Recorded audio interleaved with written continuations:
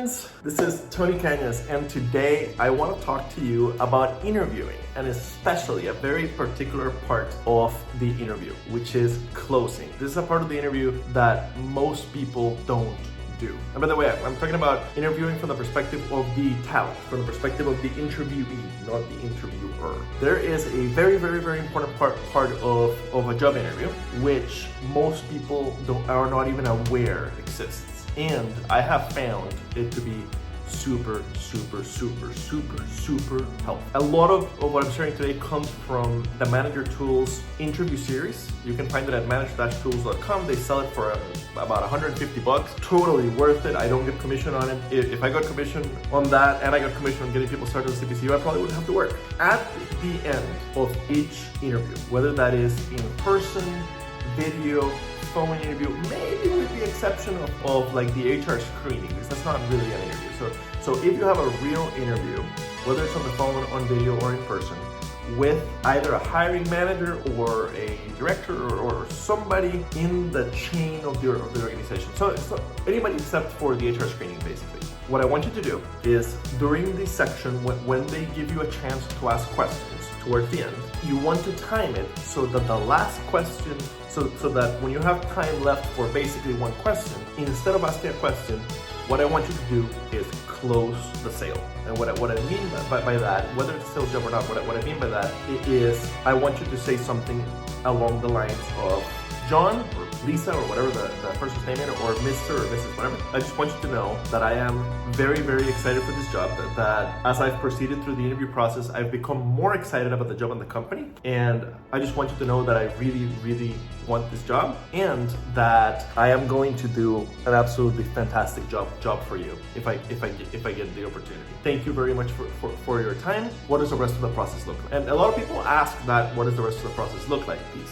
What they don't do is really reinforce the fact that they're excited about the job. Very often for professional interviews, very often you end up having 3 or 4 interviews with different people. In that case, at the end, even if they're on the same day, at the end of your time with each of the separate people, you want to do the same thing. If it's a panel interview, then you tell them all together, right? Don't do it 3 times, you tell them all together how excited you are for the role. Then, as soon as you get home, or within the next half hour, you want to send an email to anybody who interviewed you separately, an email to each of them saying, "Hi, John," or whatever the name is. "Thank you so much for taking the time to interview me today for the role of whatever. I really enjoyed," and then include some notes from the interview. "I really enjoyed our conversation about the future of the company. I really enjoyed our conversation about the future of the department.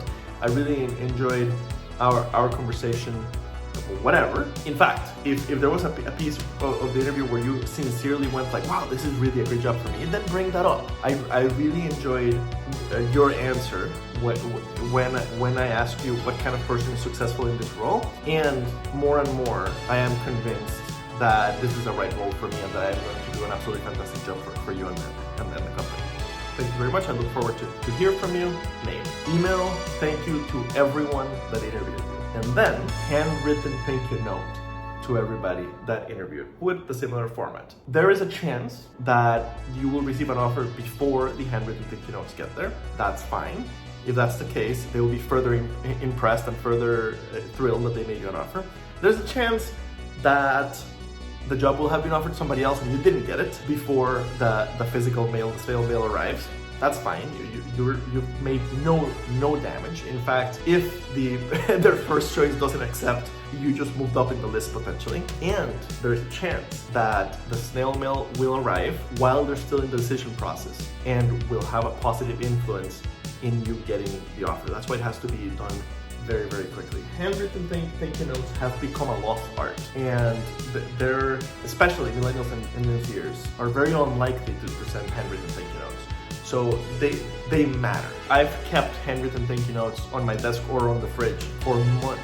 I've seen people keep handwritten thank you notes for years because they have become that unusual. They can make a big difference, right? If you put the interview, the handwritten thank you note's not gonna get you the job. Okay, let's be clear on that. But if you did well enough in the interview, the handwritten thank you note and closing might be the bow that ties it all together and makes it super clear that among all the best candidates, you're the one they really want. Thank you for listening today.